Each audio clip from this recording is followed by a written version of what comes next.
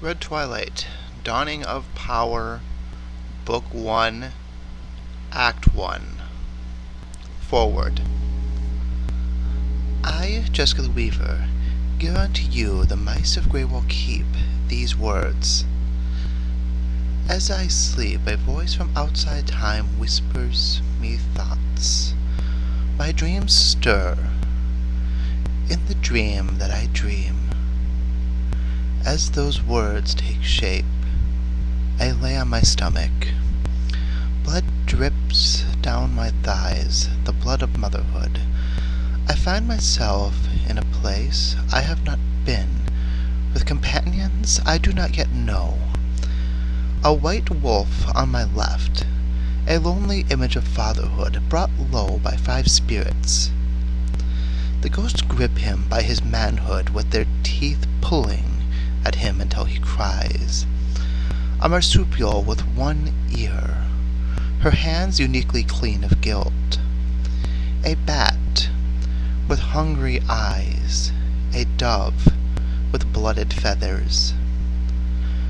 My hands are pinned to my bosom. I have only the power to turn my eyes.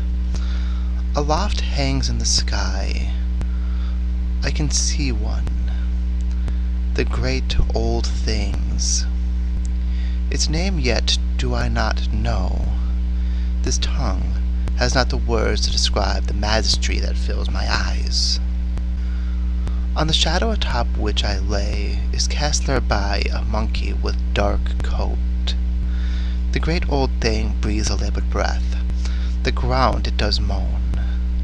At the tree of choice you stand, and I ask unto you, is it best to give life or to take life? The dark-coated monkey stands to quake before. At last, should words find the monkey's lips, I give you back your life, that you may take life from me, and let the ring of rebirth grow. With these words now, I can see the blood of motherhood drip down the thighs of the monkey, and the great old thing has vanished from our eyes. The monkey folds his arms, cradling its chest. But then the sky should open, and a clockwork angel spread its grace onto the earth. The natural stands in opposition to the unnatural. The clockwork angel holds out a threatening hand. You have taken on to yourself. That's what should not be. Life is death, and now you must stand at the tree of life and death. You wish to give your life? I will take it. The monkey is filled with the life. The eyes of mortals lock with eyes of God. The monkey stands with arms wide. The sword of judgment finds the hand of the machine. But now my eyes grow dim. I can see no more. The screaming, hammering metal forces ears to fold. A phrase is repeated 12 times as bells ring. It's like a church being called to mass. I am here. I am me. The voice cries 11 times. Then on the 12th, the phrase should change most unexpectedly. I am still me. The great old thing whispers a dying breath before this is over. You shall be just what I am. A reminder. Words that would be spoken many of a time. The lonely star, it pleads. I've tried many of times to go there, but these feet will not take another step. Disjointed thoughts and ideas, a feeling of idle grief. A call to action, one heard far before the meaning will be laid bare. These words and images I will carry with me as I walk across the land.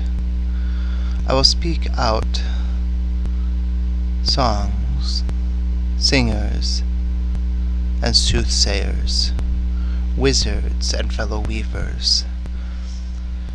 I will speak these words in hushed tones in the hopes that my eyes will soon open. But now I must lay this pin to my side. My children wake, and my love soon should be home. I have done my deeds today as a storyteller. Now I must do my work as a mother. Read Twilight, Book 1, Act 1, Voices, Chapter 1, God of Hunger. Magdalene St. Francis walks through the halls of the catacombs under the church of Jesuit, deep in the heart of the Italian countryside. It is an old church, maybe one of the oldest. Some of the parts of the church have been here since the Theodoran Empire. Magdalene walks with her head down. She rubs her eyes, a piece of paper clenched in her fist. The words on the page echoing in her thoughts. To the church cardinals, I, Lance Jacob, have served the church as a knight of the Jesuit for 40 years now. I woke up this morning in the grip of fear, a fear I could not turn my back on. You've asked me to lie for you. I have lied. I have been from one side of the world to the other. I have been to all the most beautiful churches around the world. I have seen all the most amazing artifacts we have unearthed. But now, I have awoken. I have noticed that all the things I have done, all the things I have seen, it has never been more than fear.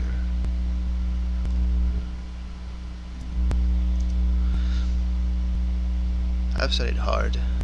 I have helped proliferate a society of fear. But I am no longer impressed by Pascal's wager. I can no longer be influenced by illusions. I have talked already to the bishop. I'll be taking $250 for food and gas. The rest of my pension, I should like to donate. I'm sure you know who needs the money most. I'll be returning to Maine. I wish to track down my younger sister. See if the life I left behind is still there.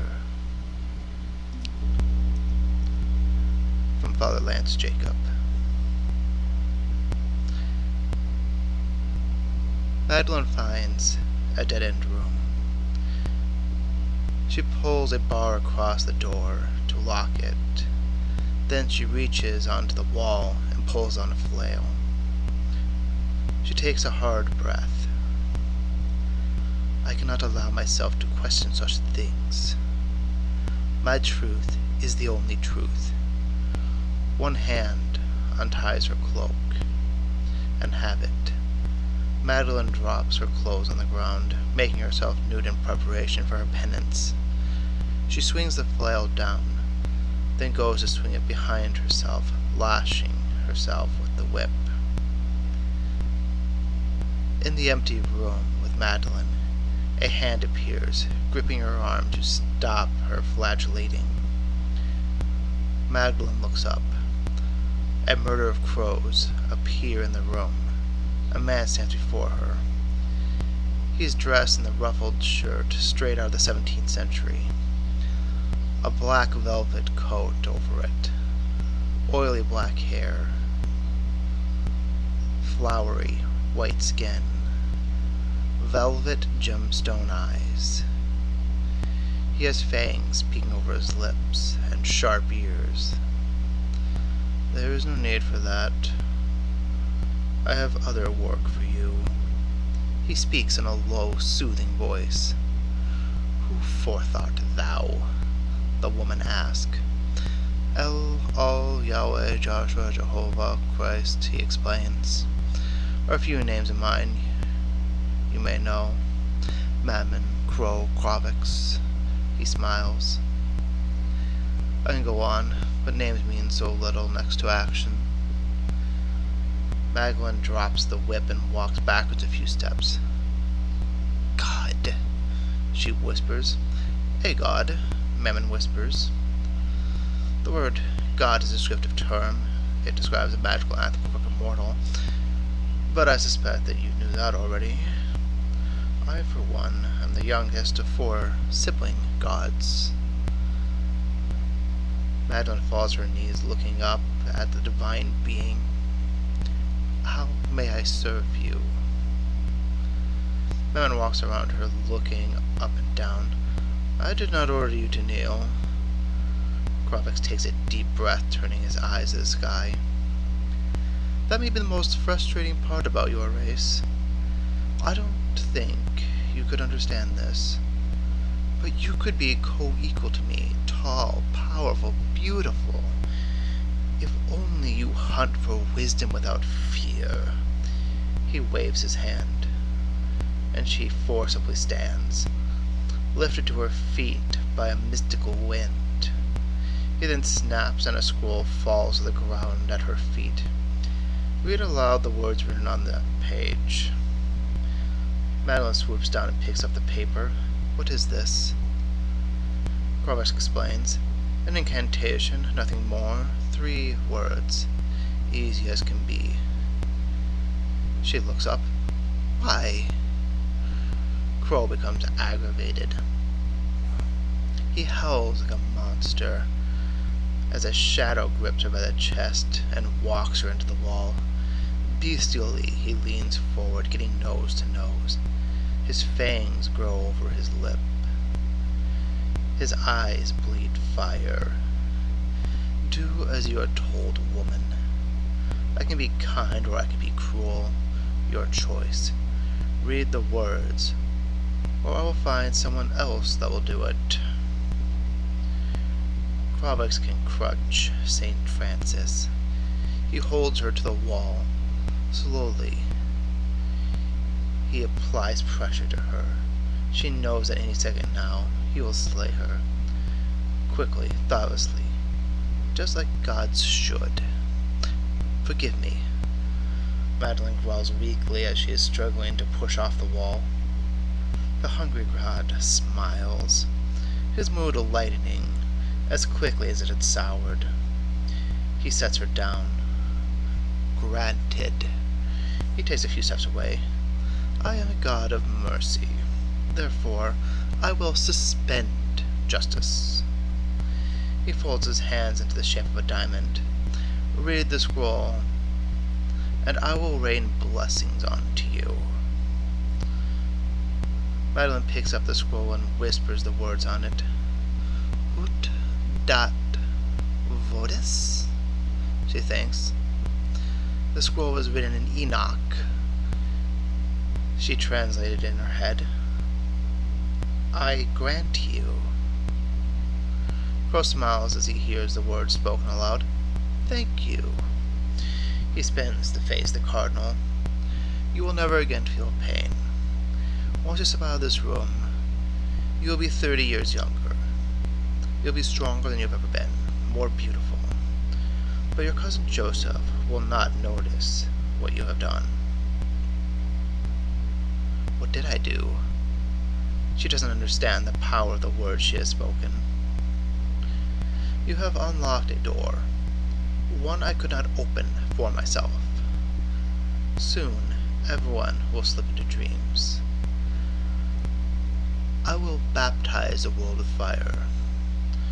Once I have found the rest of the key-bearers. Crow and the flock of birds with him vanish as quickly as they came, leaving behind nothing more than a handful of feathers floating to the ground to show they have been there. Magdalene looks down at her hands as she grows younger. Key-bearers? Let me tell you about the future you have made possible. In the coming days, 2996 will die when a mighty church is burned to the ground. A second sun will appear in the sky over New York in the dead of night. 4 towers will fade into another world. A bug like no other will appear only days after that. Beasts will talk. The stars will vanish from the sky. You, Magdalene St. Francis, have helped me change the shape of the cosmos.